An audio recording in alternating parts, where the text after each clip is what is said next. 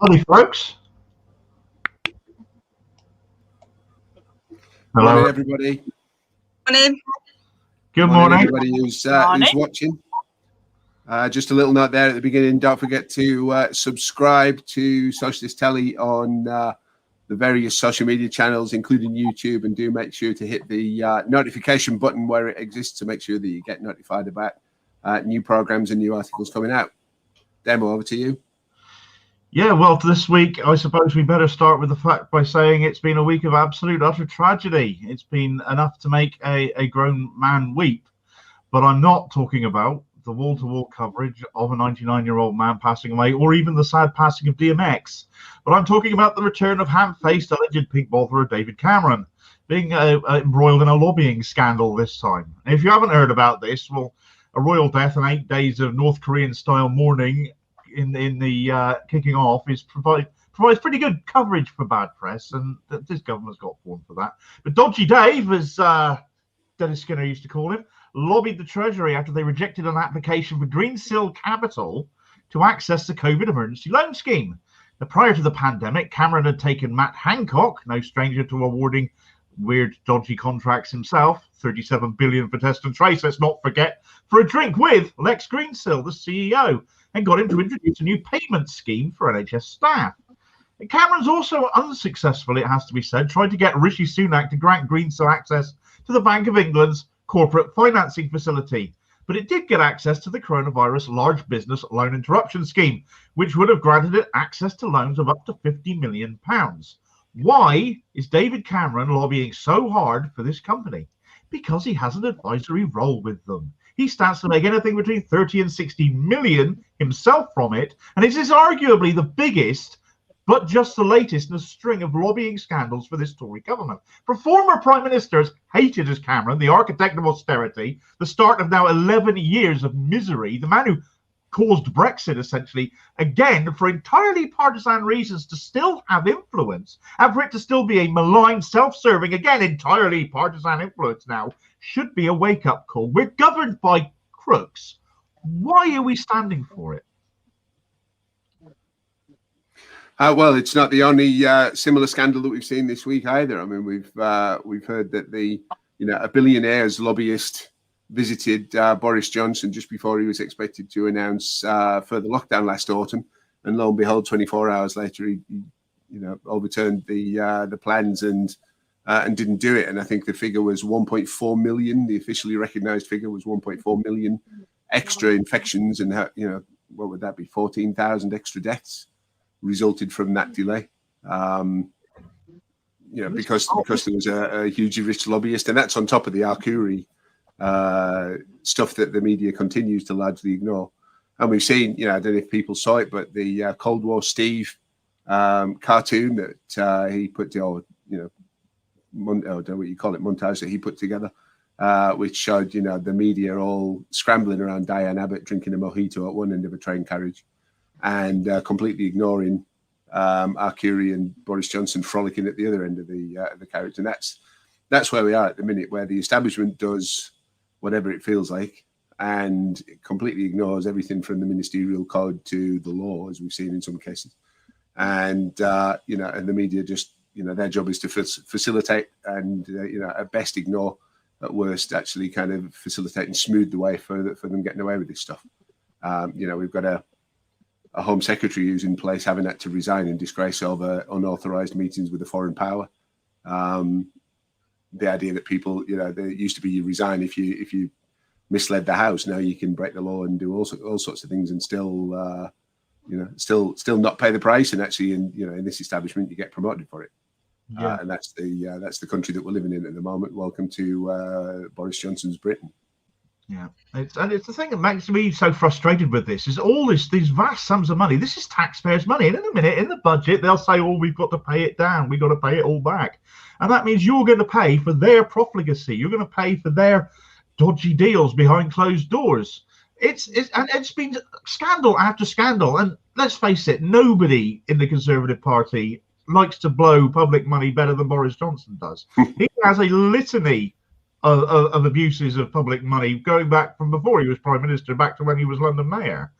and water cannons and garden bridges, for example. It's just got to stop. I mean, what is it going to take for people to get angry? It has to be said, as much as we like to, batter the mainstream media for not picking stuff up. This was an Observer investigation. It's been picked up by The Guardian. Even the Times have run it, although I suspect they've only run it because they figured nobody would see it with all the business with Prince Philip going on. But it's people have got to wake up and look at this and think, for God's sake, how much more of our money, our tax money, are they going to blow on things like this just to serve themselves? It has to stop. This is just, there's no benefit to the country in this at all. All this does is benefit the Conservatives involved themselves personally and those associated with them. Well, it's just come out today that Johnson's planning a new royal yacht in honour of Prince Philip. Bearing in mind, like later on today, we've got a programme about carers allowance, being £64 a week. The government expects people to live on pittance, and then he wants to blow billion. I don't know how much a yacht costs, but it'll cost more than raising carers allowance, for example. And it shows that they've got the money. They've got a massive pot of money somewhere, and they get it out whenever they want to and blow the rest of us. Ask Philip Breen; he knows a bit about yachts. It's yeah. I mean, as you mentioned, we got the carers allowance show coming out later on tonight, and I urge people to watch that after we've discussed this matter. Actually, carers. We quoted the figure in the show of 60 billion. They were ONS figures from 2015. Actually, the most current figures, which are found since, are saying that unpaid carers in this country, like myself, we save the government about 135 billion pounds per year. That is a massive amount of money. If we all went back to work, do you think the NHS could cope with a bill that size landing on their doorstep? Absolutely not. £1.92 an hour is all we're worth to this government. It's a massive scandal is brewing. So do catch me and Sarah later on tonight discussing this with a number of carers. It's a really important story. A plug for another show that's happening later today. I'm talking to a GP and another NHS campaigner about the privatisation of the NHS. And of course, it seems that we've never seen the revolving door between private interests and the government rotate faster. We've seen, billions of pounds going on the Serco track and trace, and we're seeing as well more and more private interests getting their paws onto GPs' practices and so on, which we spoke about in the last NHS programme. This is the problem when you've got corporate private interests involved in delivery of public services, and the same goes for the mail, the rail, NHS, education, everything, the whole caboodle needs to be stopped. And at the moment, there's also an issue with the availability of the AstraZeneca vaccine. And this is being blamed on the Institute Serum of India, banning exports of the vaccine because their own citizens need to be vaccinated. It seems to be pretty clear that a global pandemic needs a global response. And my question is, why are these vaccines needing to be produced in India? It's an Oxford AstraZeneca product. There is no reason why every single country in the world, and certainly this one of the richest ones, shouldn't be producing their own supply of these vaccines. There's probably an argument to make the patent for any vaccine available to everybody so that any nation can invest in their own people's health and well-being, do it without looking to make a profit.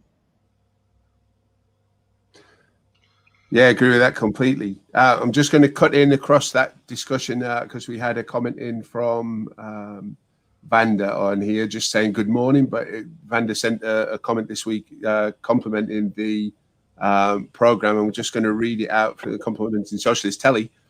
And it was the Gypsy Roma Traveller World Romany Congress, the 50th anniversary of that this week. So I want to give that a shout out. It's been important for people to stand with that community in recent weeks because of the government's attack on it through this policing bill, but also anti-traveller racism showing up yet again in the Labour Party, tragically. And this was the message from Vanda. It says, "Hi Steve, I'm very happy to see the support for the GRT population is very close to my heart. In April 1971 in London, the first World Romani Congress took place, organised by my mother's brother, my uncle, and by Indira Gandhi. The Roma name was given to the United Gypsies and Travellers, the yellow flag with the black cartwheel. And her uncle became the first president. His name was Slobodan Berberski. I hope I pronounced that properly.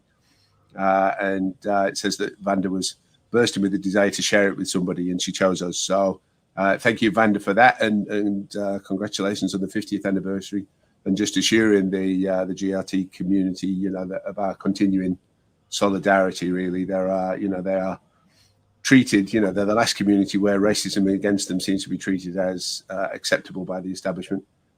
It's not acceptable, and it's not acceptable to us. So, solidarity with everybody who's being hit by that, and we'll continue to do what we can to stand with you and support you.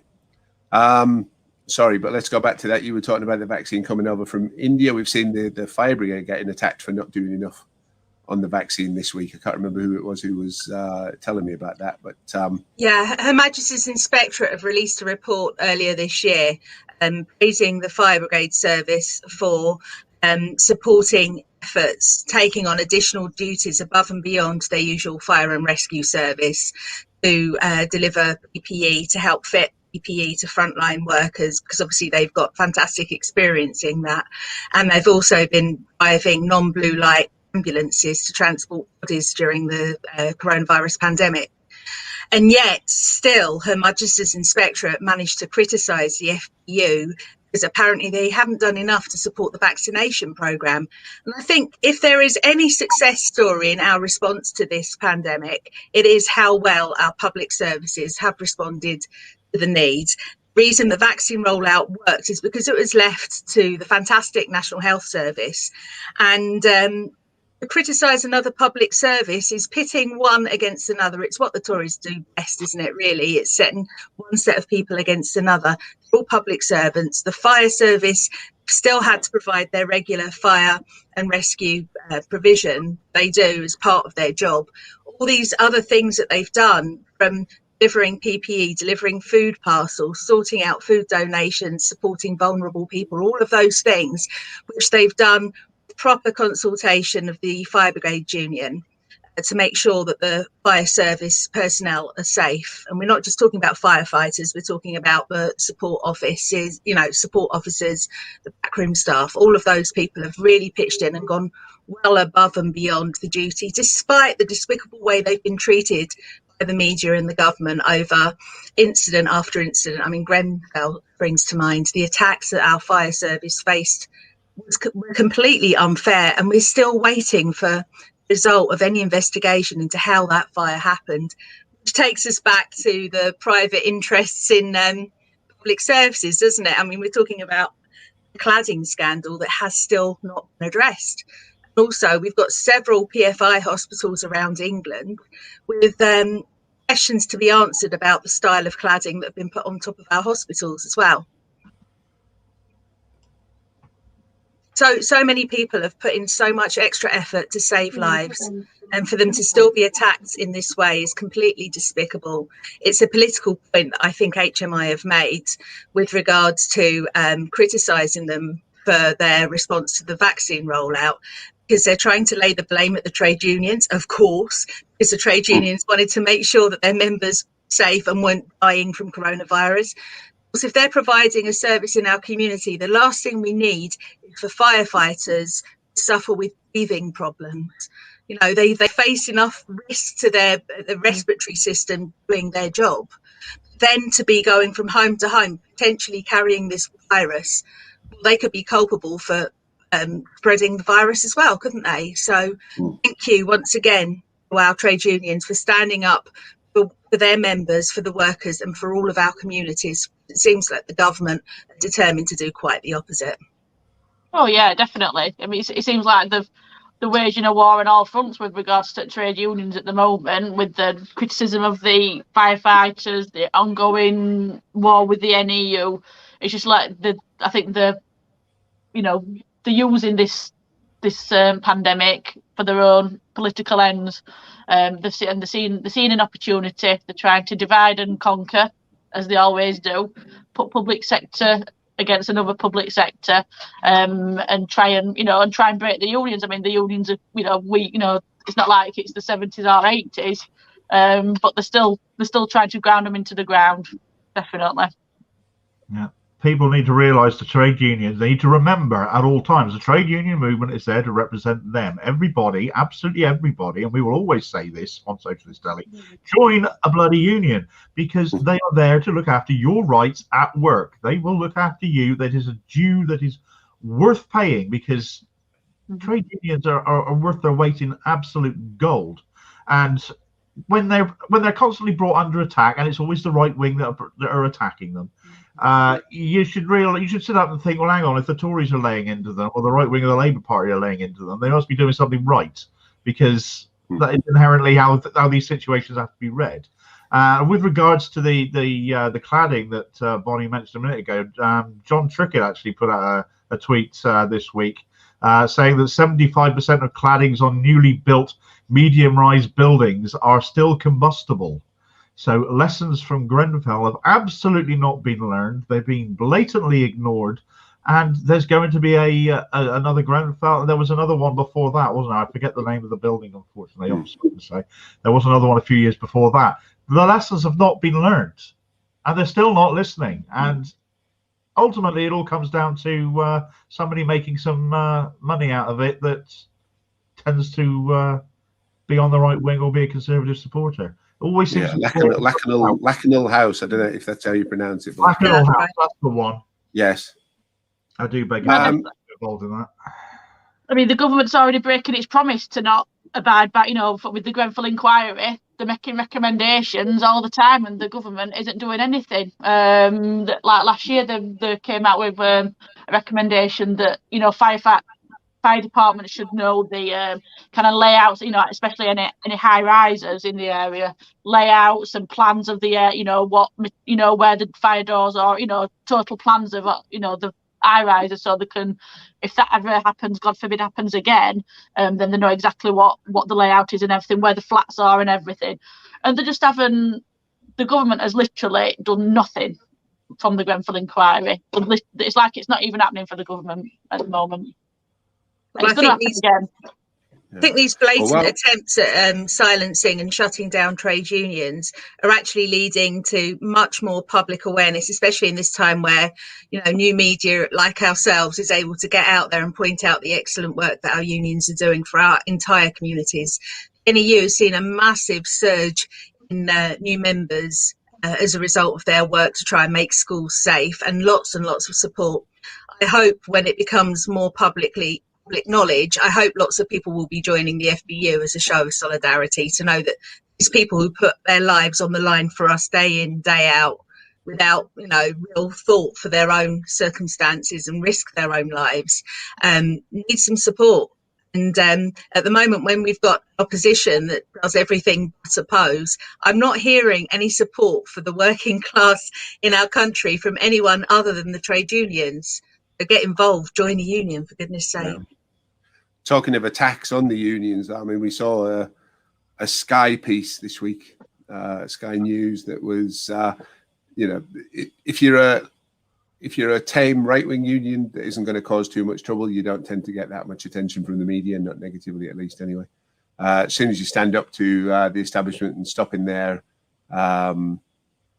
standing up to what they're doing, trying to stop the fire and rehire tactics, trying to, basically kind of build the Labour movement up, then you're going to come into the crosshairs. And we saw this Sky attack on Unite for a building that they commissioned, and they increased the scale of the plan as they went forward. So therefore, obviously, the costs went up. They added extra floors to a building and so on. The union has thoroughly refuted that smear this week. But, I saw it starting I was watching at the time when it came on, and my first thought was, this looks like it's going to be a tee up for the right-wing candidate to relaunch his smear campaign that he failed it with in 2017 against Len McCluskey. Sure enough, there up he pops towards the end of the video, doing the same old stuff that he was, reading out, and dirty politics, etc. with a completely unjustified attack on his own union. And just a reminder to people that that particular character, did get fired by the union in the end because he'd been breaching data laws in the conduct of the campaign with the aid of the Labour Party as well, or certainly key figures within the Labour Party who were sharing Labour members' data with him to approach that he had no legal right to have. And that outed itself as Squawkbox, was actually the one that brought that in the first place, because he was emailing people who weren't even in the union, and that raised a big flag as to how those people's email address had ended up in his database for him to contact. And eventually admitted that on the radio that he'd been using these other campaigns' data and claimed it was all right, but there's no kind of legal exemption to say, well, we agreed using this data among ourselves, therefore it's okay, because the people whose data it was hadn't given permission for it to be used that way. So, hopefully, this guy is going to fail to get the nominations that he needs in order to participate in that contest. And this, my suspicion was that it was the reason for this whole attack on Unite was because it was going to give him the chance to appear on the telly and hopefully scrape together a few more nominations to get himself into the contest. But with a bit of luck, and the whole movement should have its fingers crossed, he'll fail, because if Unite goes the way of some of the other right-wing unions, then the whole movement is in serious trouble. And not just the movement, but the people of this country that rely on a union that's actually going to stand up for their interests. So there we are. That's there are obvious reasons why the establishment doesn't like organised labour in any form standing up against what it wants to do, and it will either bring them down or replace them with tame mouthpieces if they possibly can. I think the thing to remember with trade union decisions is that they're not made by one person on their own. Most union decisions, such as the building of this project in Birmingham, will have gone through the National Executive Council of that trade union, which is made up of elected members, supported by members, in order to represent the interests of those members. And part of the cost of that building project went in making sure that all of the contractors were actually ethically sourced, properly paid, decent employers, putting their standards, their money where their mouth is with regards to the standards they expect for the employment of staff. Yeah. So it's not some monolith that's just decided I'm going to spend this amount of money on some vanity project, unlike Garden Bridge, bendy buses that catch fire, all of those are water cannons, name the project. This is about a democratically represented body of organised working people decided to work together to build this project on behalf of the membership. Yeah, every worker there was unionised. They were all paid a proper wage. They were, they had these were good jobs that were provided for these people that were building this building. So yes, it cost a little bit more, but it meant people actually earned enough to actually live on. God forbid people actually earn enough to live on through their work in this day and age. Heaven forfend. Yeah. Well, in that sense, it was a perfect illustration of that whole the whole problem with the privatization argument as well, because if the union had used non-unionised labour to bring the cost down, you can guarantee that would have been a massive story. But the reality is, if you want to drive the cost down on a project, and use private companies to do it, then things like proper wage rates are going to be the first thing to go, because that's how the companies maintain their profits. Yep. And it's much better for the economy generally for people to get paid properly, and for doing their job, than it is for some company to hive off profits into an offshore bank account somewhere. And that's the reality of privatization, is that I understand that even through the pandemic, with the supposed crisis in business, etc., there have been massive increases in dividends in a lot of companies to the shareholders. There haven't been massive increases in wages to people for doing their job, and especially on the front line when their own lives have been at risk, etc. So that's that's a huge scandal, and again, you won't hear that mentioned on the normal media. No, definitely. I mean, there's an ongoing dispute going on in Barnet, actually, linked to a similar thing. The council's outsourced think the housing section and the adult social services section, a company called the Barnet Group, and there's an ongoing and Barnet Unison are involved in an ongoing dispute with them because the staff under the Barnet Group are apparently lower waged compared to the rest of the council staff. They're not eligible for the local government pension scheme. They've awarded massive bonuses to the managers, massively increased the amount of managers, and the staff are having, they're not paid as much. They don't have the same terms and conditions as what the council staff do. So there's basically a massive campaign going off in Barnet at the moment. So if everyone can support that, have a look on Twitter and support that, just to try and get those members of staff on the same terms and conditions as the rest of the council staff. I mean, and this is going on all over the place with the outsourcing and the fire and rehire that they did at Tower Hamlets last year. It was absolutely ridiculous. And on this outsourcing and privatisation, joining a trade union, honestly, everyone needs to do it, particularly the private sector, in the public sector, because it's just going to happen more and more. The longer we have a Tory government, it's just going to happen more and more and more. One of the scandals that I think didn't get anywhere near enough coverage was the fact that millions and millions of pounds of contracts for refurbishment and building of public buildings such as hospitals and schools went to one development company called Carillion. The difficulty is they paid the money to Carillion to get the work done. Carillion had leveraged the money they were expecting to get from these contracts to go and set up more contracts. Their greed got so great, they ended up not being able to make the payments on the next loan they took, so they went bankrupt. And that meant local authorities and the NHS and various other bodies were massively out of pocket to effectively be left with a building site. I mean, the Liverpool Hospital is one of the finest examples of where contracting out went wrong because the company that were building it went bust. And then what happens? That money's lost forever. Yeah, absolutely. Coming back to that right-wing candidate, I think in light of what we've discussed here today, and the fact that the money spent has enabled people to be paid a fair wage, his attitude towards that development and the fact that he's complaining against profligacy and overspending and it not being right. Not only is he going against the democratic decision of the National Executive Council, as Bonnie mentioned earlier on, but he's also basically calling for unionised workers to basically be paid less. So he's completely doing the opposite of what any union leader should be doing. So God forbid he even make the cut and make the nominations this time. Yes. But his pitch in 2017 really marked after last time. His pitch in 2017 and again this time round is that his union is too involved in politics.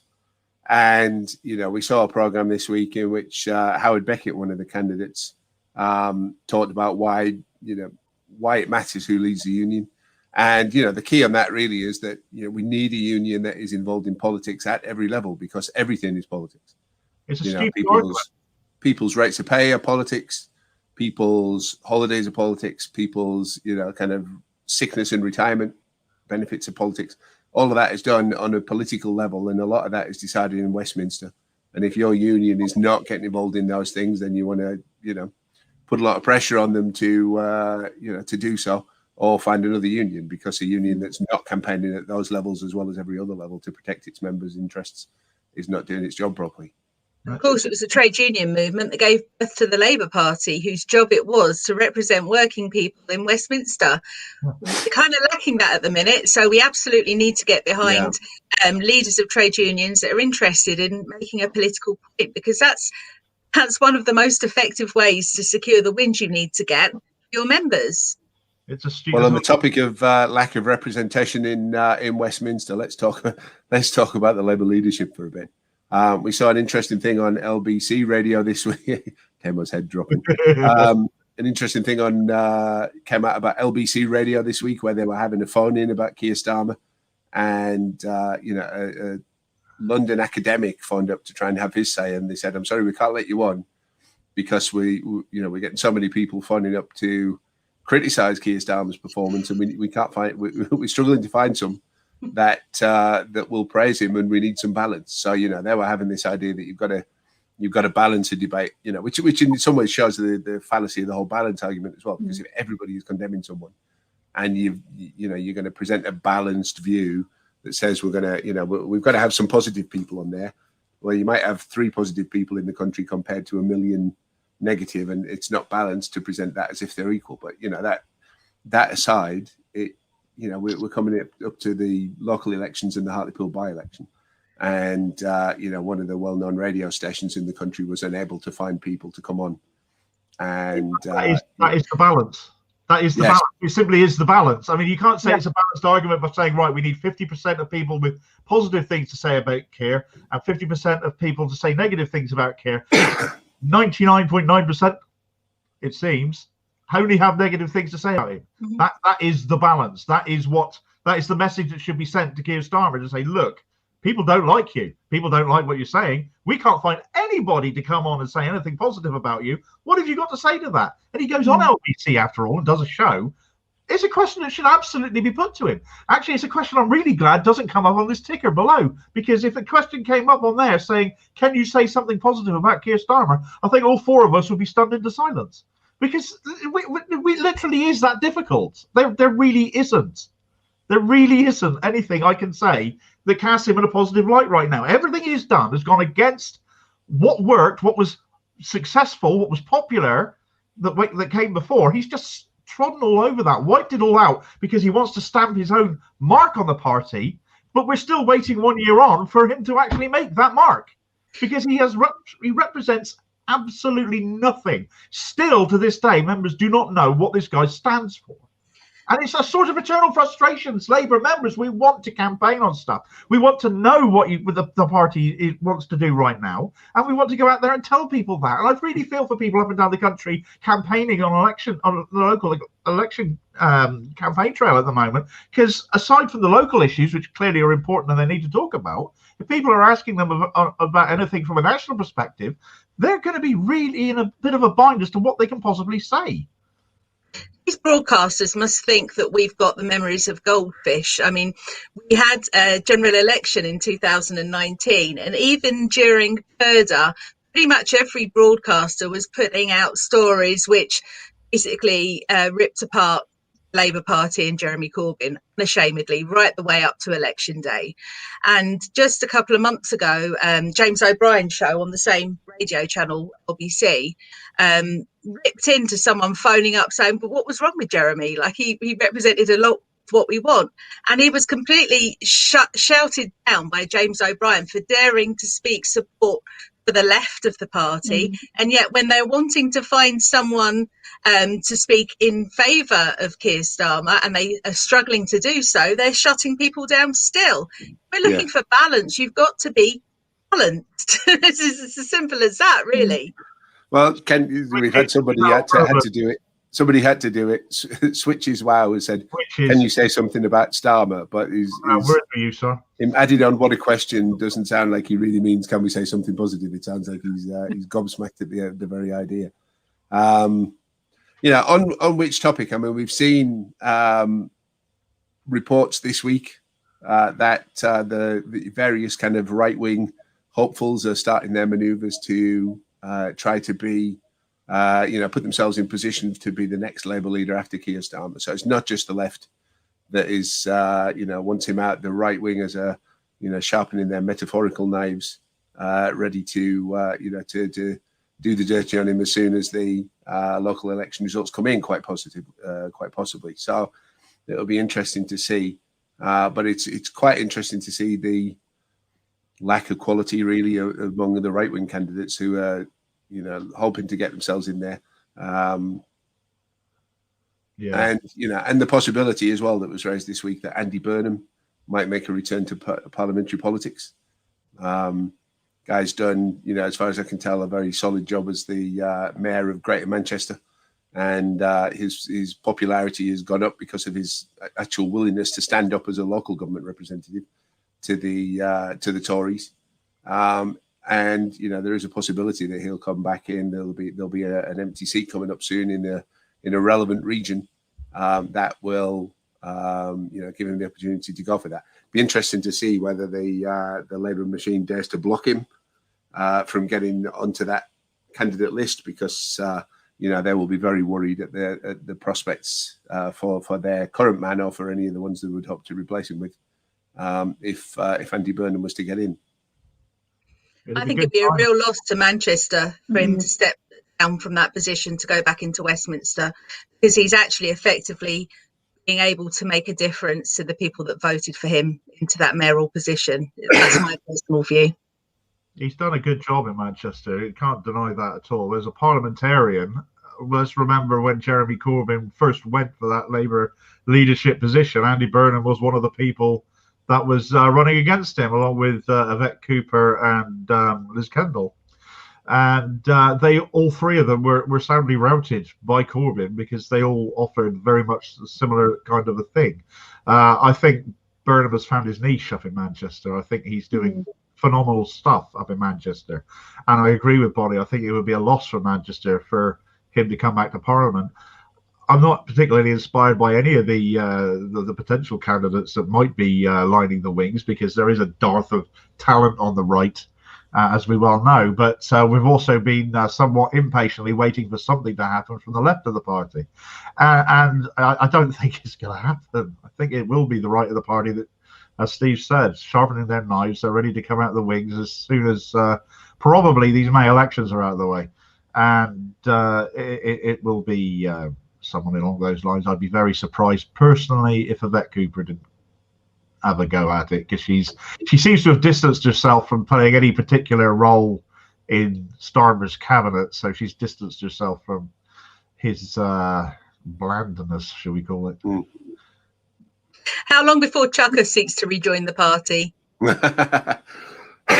Well, apparently there's a few of the former tingers, whatever you want to call them, lining themselves up to make a re-entrance, and they'll try to cast that as something positive. But it's they were all vile. Let's just say that the attempts of right wingers to say, well, you're the left's damaging the party and not putting their shoulder to the wheel to help the current regime do well, would be a laugh if those people start being allowed back in, because they quit the party at a key time, and with the obvious intent of damaging the Labour Party. That was the whole point of starting another party in the first place.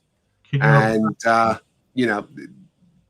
would just make a mockery. I mean, it's obviously a mockery because the right wingers did everything they could to stop the Corbyn leadership succeeding and damage the Labour Party for ages. So, can you imagine the fallout of any of these former Tiggers being allowed back in while Corbyn still hasn't got the whip? I mean, they actively started another party to campaign against Labour. I mean, they literally did. They were absolute saboteurs. They stabbed their own party in the back for their own ends. They thought they were onto a winner and got soundly routed for it. Yeah. Bring any of them back in and still leave Corbyn suspended, and we still don't know why after his 3-month suspension period he's still suspended, do we? Yeah, well, that in itself is a breach of the Labour Party's own rules, because they're not supposed to suspend the whip from anybody for more than 3 months without, renewing the process each time, which they don't appear to have bothered to do. We're seeing quite a lot of negative comments here about Andy Burnham in the social media feeds as well. So, obviously he's not the candidate that people would prefer to see up there. But, I guess if you were given a choice between him and Keir Starmer, it's not a question of backing somebody. It's a question of, you've obviously got a problem at the minute. Is there any way to go but up? But where were we on that? Yeah, so I mean, the LBC struggling.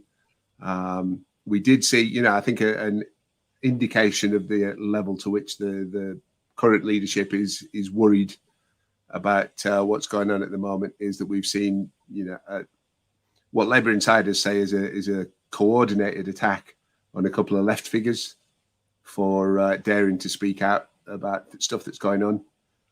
One of them didn't even say anything particularly about Hartlepool, and yet was set up and attacked because of that. And again, the Labour right turning its fire on the unions, who supposed to be the key part of the movement.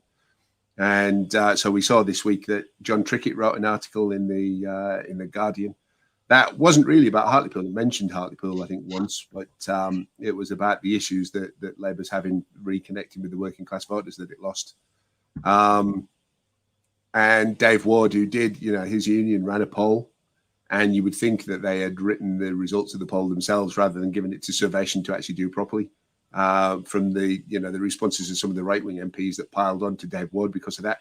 Really, really funny to see how he then took them to pieces and just, trolled them, hilariously to great effect on social media, including a picture of both of the MPs claiming they were his granddad and great uncle or whatever, just before they founded a polling company designed to bring the results that people wanted. If you haven't got the working class, they're likely to come back at you swinging, which is good. But Keir Starmer must be seriously worried, and his office must be seriously worried about what's going to happen in Hartlepool and elsewhere.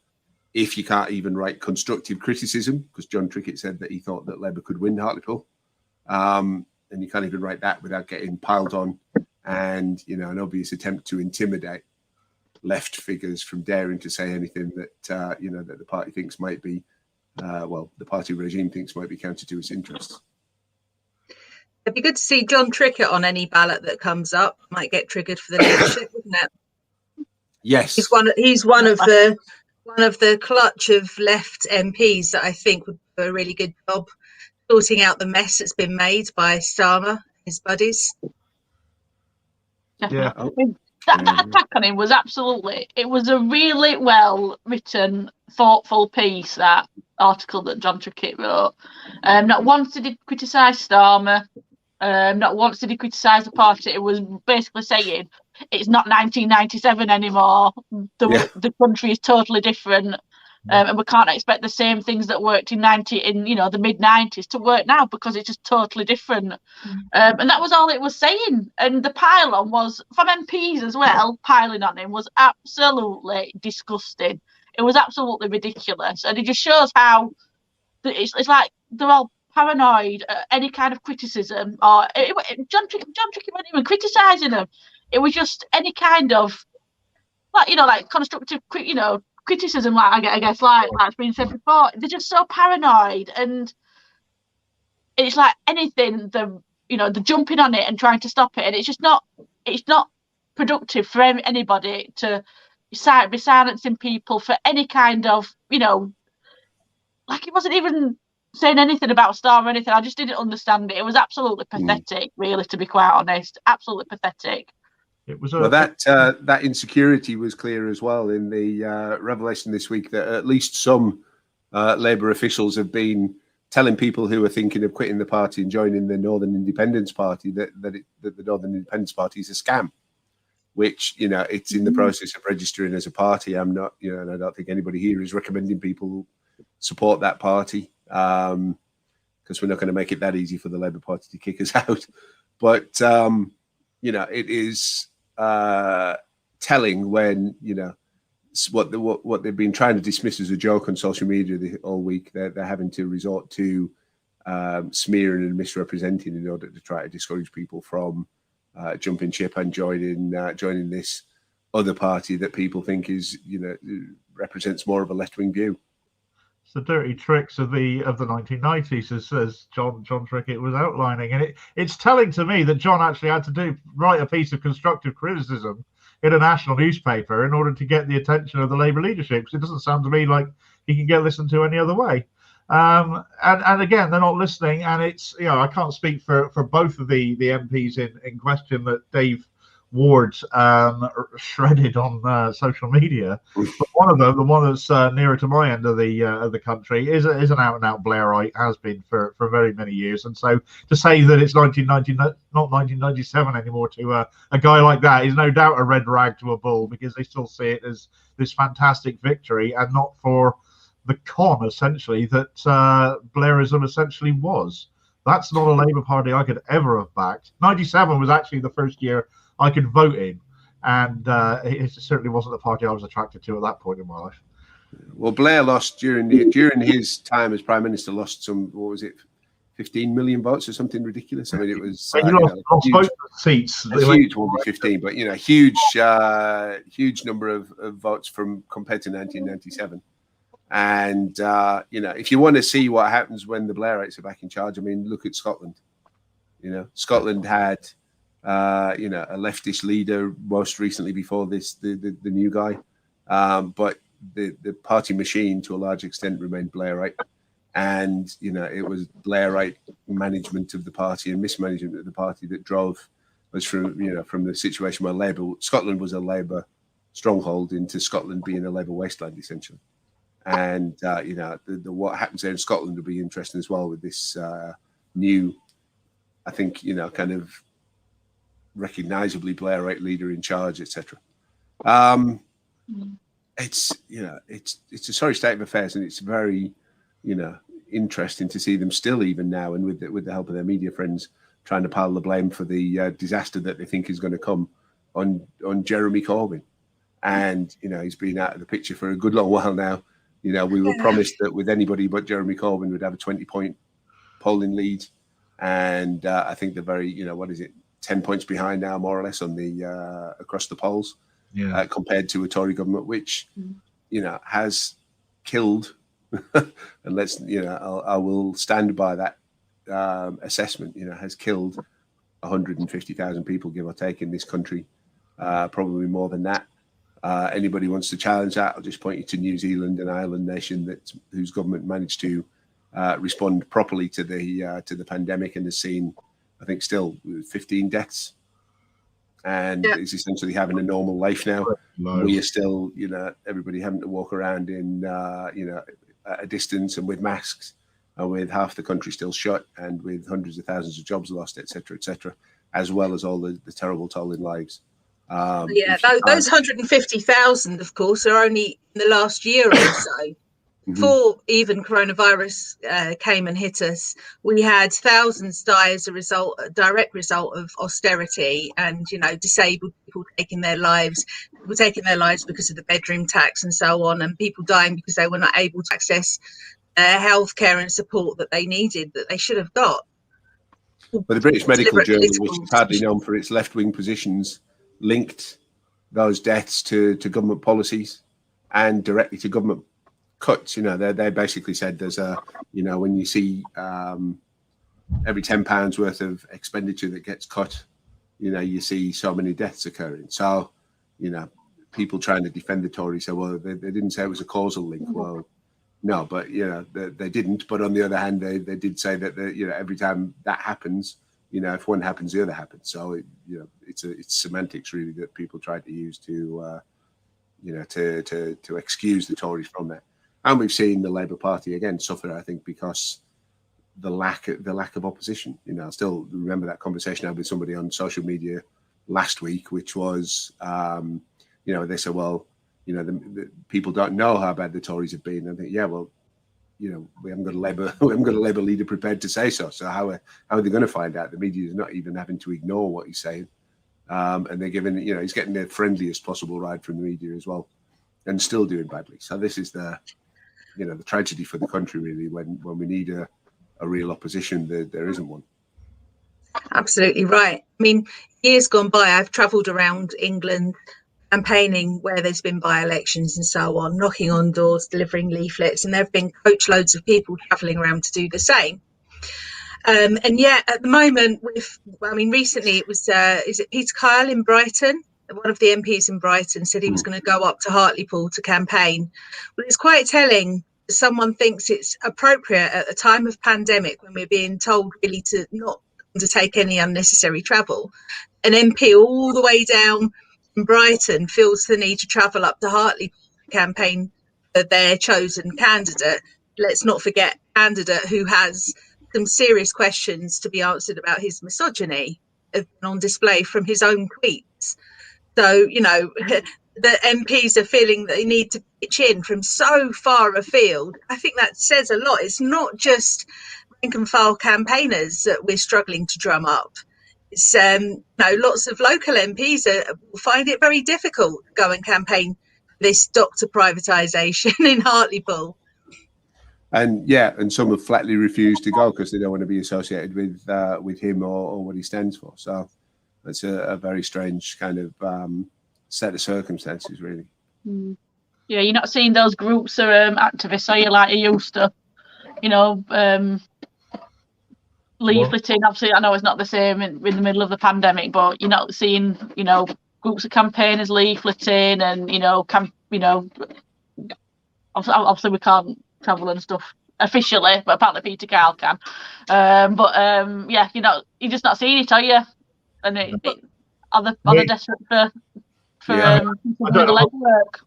I mean, you can have gangs of people going around campaigning as long as they're socially distancing. It's fairly easy to do when you're in the street. But when you're looking at people like one lonely MP on his own going around leafleting, when you've got seeing maybe a group of 2 or 3 at best, it's not looking very good in Hartlepool whatsoever. And for Labour MPs to out and out refuse to go up there to campaign for this guy, as awful as he is, the awful way he was selected, which was not in any way democratic. I point everybody back to that card that we all carry as Labour members, which has the words Democratic Socialist written on the back of it.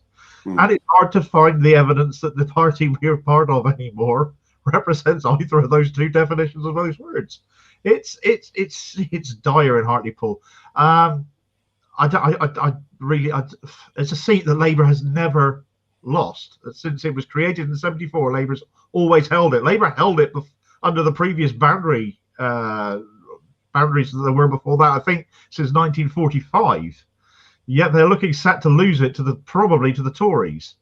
And who will they blame? They'll blame Corbyn. They'll blame Jeremy. They'll blame anybody except the person actually responsible for this, which is the person who's overseen all the selection, who has endorsed the candidate, who has led the party for the last year, Keir Starmer. Yeah. I'm reminded of the 2017 campaign where and one of the neighbouring seats to ours, Weaver Vale, was it had a Tory MP from the preceding election who'd scraped in narrowly, and in spite of it being an extremely marginal seat, the Labour Party machine decided that they weren't going to put any money or effort into trying to win it because they were so focused on this defensive campaign, which really meant defending as many right-wing MPs as possible, as we've seen through the Labour report. So, spontaneously what happened was, pretty much all the neighbouring seats, and especially those in Liverpool, people poured into those seats. And, they were flooded with people who were, envisioned and impassioned to try to bring about a change because they believed that it could be won. And I know we're in different circumstances at the moment with the pandemic, etc. But, that people would be allowed to travel from the neighbouring seat, across the river in Middlesbrough or just in the north there in Peterlee, etc., and campaign the hell out of Hartlepool if people believed in what was on offer. And the fact that, Labour is having to make snarky comments about, MPs who don't want to go there or haven't been there yet, even if they were intending to, just shows how much they're scraping the barrel in terms of campaigning because, people don't believe in what he's offering. Well, they don't know what he's offering, so they don't know what to believe in anyway, but they don't believe in him personally, I don't think. And, God, I wish we could just be laying it to Boris Johnson because it's not like there's any shortage of things to go at. But unless we've got something better to offer people than what he's doing. I have to be honest. Even during the pandemic, we have got phone banking that we can do. There's an app for Labour Party members that you can go on your computer and make calls free of charge to constituents to canvass for support. Certainly in London, I'm finding that we're even struggling to get people prepared to make a few phone calls from the comfort of their own home in the elections coming up. That's how uninspired people are. I mean, speaking personally, in my GLA constituency, we have a fantastic candidate to be an assembly member. And she's really absolutely top-notch. Patsy Cummings, she's great. She'll be brilliant serving London. Finding people who will phone bank at the moment, obviously you're not just phone banking for your GLA assembly candidate, you also would be phone banking for our candidate for mayor. That's proving to be very, very difficult indeed. I wonder what the numbers are looking like for phone banking in Hartlepool. Well, I mean, I haven't got Hartlepool specifically, but we have got reports from different parts of the country that have seen, the canvassing that they do and phone banking they do among Labour, people who voted Labour last time in the, in the local elections, etc. And they've seen as low as 15% of people who voted Labour last time saying that they were going to vote Labour this time, making a promise, as they would refer to it. That's a pretty dire situation where among your previous voters you can't get 20% of people who are prepared to commit. We talked about kind of shy Tories in the past where people don't want to admit that they vote Conservative. Maybe we're seeing a bit of shy Labour in it, and they'll do a little bit better than that. But a lot of Labour people are not prepared to admit to being Labour people now at the moment, because I think they're so wary of being grouped together and misinterpreted as being supporters of the current.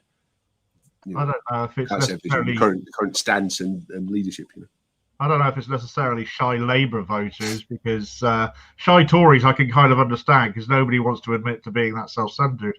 But shy Labour, essentially, it comes down to not being inspired. It's inspiration. You talked about people flooding neighbouring constituencies in your neck of the woods, Steve. Well, people do that when they're inspired to do it, when they're impassioned, when they know they're fighting for something good, when they're fighting for change, when they can see that this is something different. And there's none of that now. It's absolutely flatlined. It's dead in the water. There's nobody wants to actually go out and be bothered to campaign on something when they don't really know what they're campaigning on. What are they campaigning for? You can't go to a neighbouring constituency where you don't necessarily know what the local issues are going to be there. But if you haven't got any national issues that you can campaign on either, what are you going to say to people? Even phone banking, it's the same issue. What are you going to say to people when they ask you, well, what would you do about this, or what would you do about that? The answers aren't there. If you haven't got that local knowledge, it's very difficult to campaign. But nationally, we've got nothing to offer, because we don't know ourselves. Well, Liverpool, I've seen people saying, and I've said it myself, that the Labour Party risks turning Liverpool into the kind of northwest version of Scotland, with the loss of a uniformly red city, politically speaking, at least, into a wasteland for Labour. And I have to say, my kind of recharging of the batteries, if you like, to get away from writing and from the screen is go and do a good 5 or 6 mile walk around the town, and I'm in one of the more working class areas of a working class city, and yet on my walk yesterday I hadn't spotted a single Labour poster in the windows, not one. I did see quite a few posters for the independent candidate who's standing to be the city mayor. I literally, and I was looking because I was interested, but I didn't find one Labour poster in an area that I think last time round voted 60 odd percent, 70% to in favour of the Labour Party. That's astonishing. You'd think you could wallpaper much of Liverpool with Labour posters at this time of the year. I don't see any. I mean, I'm shocked by that, Steve. And I was even as bad as things have gotten, even with the absolute fiasco that it's been in terms of the mayoral scandal, the selection scandal, etc. I expected better. I think people will vote for good local councillors still, but nobody's prepared to kind of put their name to the Labour brand at the minute. And that's in a city like Liverpool, that really is a shocking state of affairs, and a serious indicator as to what the state of affairs is at the moment and how bad things have got. Well, the writing will be on the wall come May. I think the right to recall is something that we should have been successful in pushing through the reforms the democracy review that we undertook, the Labour Party. And I do believe in democracy. I sincerely think that we've currently got a leader who stood on a number of pledges, which many of us recognised at the time. He had absolutely no intention whatsoever to stand by those pledges, and he has blown so many of them out of the water. I think maybe we need to be looking for a right to recall leader of the Labour Party, and then we can get on with winning some elections, which is, at the end of the day, what we all want. We all want to see a Labour government. It needs to be a Labour government that stands up for the working class, that stands up for all of our rights, as human beings, in our societies. Because until we get that, we're going to really struggle to make sure that we win with policies that will represent us. And we need a Labour Party as well that is in tune with the trade union, not a Labour Party leader who dismisses people from his front bench when they're standing alongside the trade unions that they're supposed to be working alongside. Which, of course, was one of his pledges as well, to strengthen ties with the trade unions. Those 10 pledges, he's busted them all. And essentially, I think this is the worst. This is ultimately the underwriting of Keir Starmer's leadership, is that because he's broken those pledges, he's broken trust with the people that voted for him. And a leader that can't be trusted cannot remain leader, frankly. He's not going to lead the party anywhere because people won't believe a word he says. And on that basis alone, aside from all the other damage he's caused up and down the country to the reputation of our party, he's got to go for that reason alone. He has to go. And there has to be a move at some point. I can completely understand it if people are biding their time, waiting to see what happens in Hartlepool, what happens in the local elections. But if they're bad, as quite frankly all four of us I think are expecting, something's got to shift, something's got to change. Somebody has to make a move, because I really don't know if I can carry on supporting a party led by it beyond that point. Yeah, I mean, I am still a Labour member at the moment. I did come very close to it last week with the anti-Gypsy Roma traveller stuff that was going on. I still haven't fully decided, made my mind up on that. Whether I feel I can stay in. The only thing that stopped me, to be honest, at the moment, is the fact that I've had people falsely claiming that I had left, and falsely claiming reasons that I had left, which are completely made up. I mean, we've run over our hour now, and because we're live, we don't have to worry too much about it. But I do want to make sure before the end of the program that we cover a couple of things. I mean, one of the things that we've seen this week about, coming out of the royal death, etc., has been massive crowds of people wandering around London in close proximity with each other, mostly with no masks on, and very noticeable lack of police with batons and riot shields, which makes a mockery of the government's claim and their supporters' claim that the police had to break up the peaceful protests and the peaceful vigil on Clapham Common, etc., because of the coronavirus and the need to maintain distancing, and they're not supposed to be gathering, etc. We've seen big crowds outside Buckingham Palace with hardly anyone with masks on, and the police just standing there and basically kind of watching them all mill around and doing nothing. So if not even a token attempt to kind of make people disperse a bit and spread out to lessen the risk of infection. So that shows how much bollocks that is. And the other thing is the situation in Belfast. I want to show solidarity with the people in Northern Ireland who are faced with a disintegration of the peace at the moment because of the behaviour of the government. However, we've seen lots of the FBPE crew, as they styled themselves, and some still do, claiming that the people in Belfast are rioting because of Brexit. And it's the biggest pile of bollocks that you could find, because I've seen personally a text that was being sent round by loyalist right-wing groups in Belfast, basically saying, we're essentially admitting that they're worried that the census that's just been going on in Northern Ireland will reveal a majority of Catholic and therefore probably Republican people in the city, in Northern Ireland, and yet, and the Good Friday Agreement, as I understand it, has a condition in there that says that if it's ever likely that there would be a majority in favour of reuniting with the rest of Ireland, then they would have to hold that referendum. So they seem very concerned about that and very eager to try and head off the possibility that there could be, the GFA might get implemented on that particular point, and see Ireland reunited.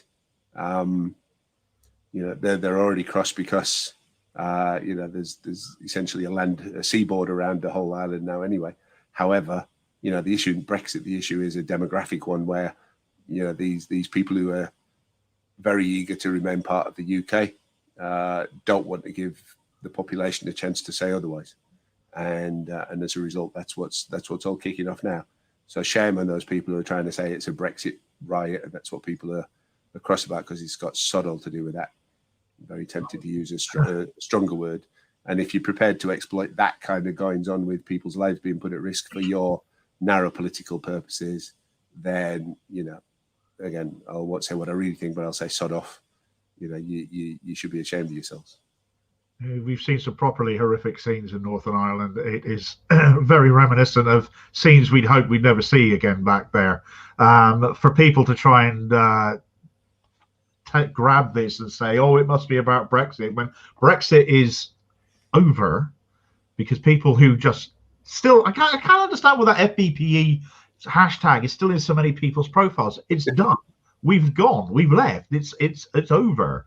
Get over it now, because it's happened. I voted Remain. I didn't want to leave, but I thought we were better in. That was my choice. But I accept the result as it happened. And other people need to do so as well. To call these problems that they're having in Northern Ireland, which is all down, as Steve has mentioned, to the thought, the dreaded thought to some, that the island of Ireland might be reunified, it is absolutely risible. It's disgusting, and you should be thoroughly ashamed of yourself. But the scenes in London as well, with regards to Buckingham Palace, lots and lots of people, peaceful, vigil essentially. I mean, I'm no royalist, but I can certainly understand that, you know, many people are, and they want to pay their final respects after the death of Prince Philip.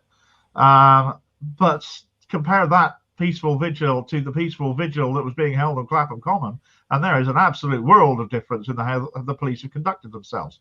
There were a very great many more people around Buckingham Palace than there were at Clapham Common. Why would you would think there would be a far greater chance of some disturbance or some such at Buckingham Palace than there would have been at Clapham Common? But the way that these people have been treated has been completely different, and it does utterly destroy any notion that these were situations are very, very similar, but have been treated in any way in a similar way. They haven't been. What happened in Clapham Common was absolutely disgusting. Somebody clearly must have instructed the police to act in the way they did there, because they did not act that way at Buckingham Palace. Individual, surely. I completely agree, Damo. I mean, the hypocrisy of what happened at Clapham Common was evident on the very day that it happened, because earlier on the same day that those women were assaulted and attacked by the police, Prince William's wife visited with her entourage, none of them wearing masks, and were left alone and photographed and made a big story about it. And yet when rank and file citizens attend the same venue with the same purpose and are sat around on the ground with their candles and their bunches of flowers, they were stormed into by police officers. You know, it was interesting as well, as we watched the coverage roll out from the media. We were being told all the time, oh, you know, few people are coming and leaving flowers, and you look and there's about half a dozen bunches of flowers outside of Windsor Castle. The public have been encouraged to attend these palaces and these sites. This is not a spontaneous thing. It's been driven by the media and the mass media. We've had wall-to-wall coverage for days already on exactly what's happened. And, you know, I'm sure he was very loved by his family and the people that knew him and everything. That's great. I've lost a lot of people over this last year as well through the coronavirus. So have most people. Most people have come into contact with death that they didn't foresee, they didn't want to have to go through. And we have got a nation of people grieving because of the losses that we've all suffered at the hands of this government. And for the government's agent in the shape of the police force go in and attack people is totally unforgivable, in my view. Yeah, definitely. I mean, you know, everybody's, you know, there's been a lot of lives lost in the last year, most before the time. Prince Philip died warm in his bed with his wife by his side. An old man, had a full life, you know, and all his family will be, you know, extremely upset. But I mean, the wall-to-wall coverage on Friday, I mean, the BBC's had to set up a separate page just for that, because that many people have complained about it, because it was the exact same thing on BBC One, BBC Two, and BBC News 24, the exact same programme. It was just wall-to-wall. You know, and I understand that people do want to watch that. I'm not saying anything about that. but it was literally on every channel, and it really was. It were too much, to be quite honest. And like Bonnie said, a lot of people have died this year. And Prince Philip had a full life. He lived to an old age. He was a very lucky man to live, because not everybody gets the honour of being old, especially nearly 100. And that should, his family, that should be, it'll be sad right now. And we've had like I said, we've had a year of a lot of deaths, and and everyone just needs to bear that in mind, basically. There's a lot of people grieving, I know.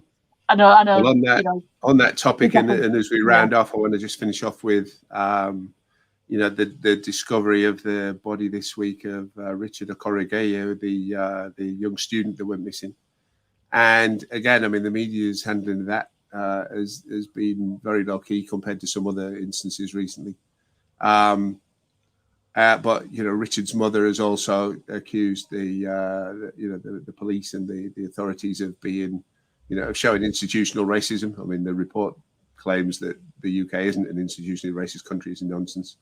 But she believes that the response to her son going missing and then to the finding of his body was has shown that exactly that kind of structural racism that we were talking about. And we've seen again, recently had the anniversary of the death of Belly Mujinga, who is one of the people who tragically lost her life. And again, apparently, as far as can be told, as a result of somebody spitting at her, or at least that there's a link there,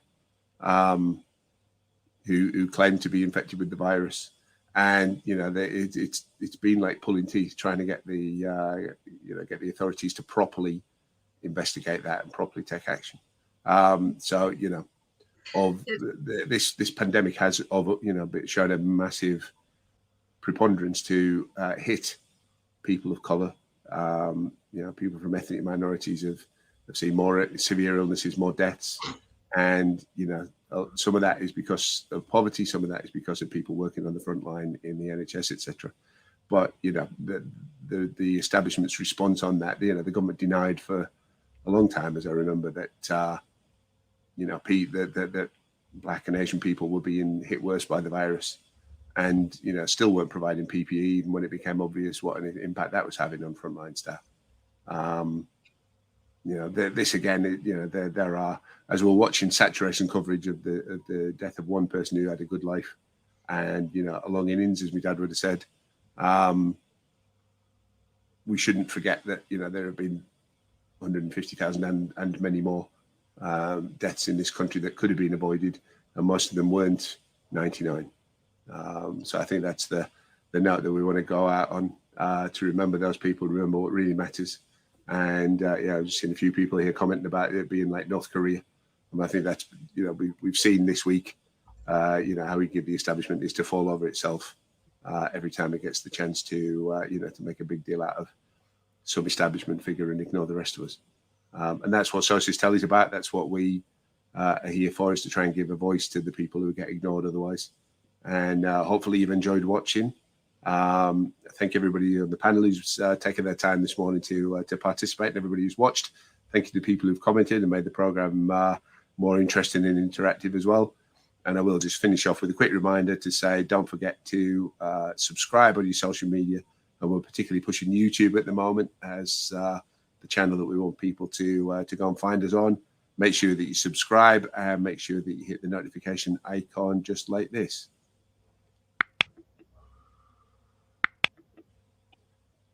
Thank you, everybody. We'll see you for next week's roundup, and don't forget to watch and share Socialist Telly through the week. Take care, everyone. Cheers, folks.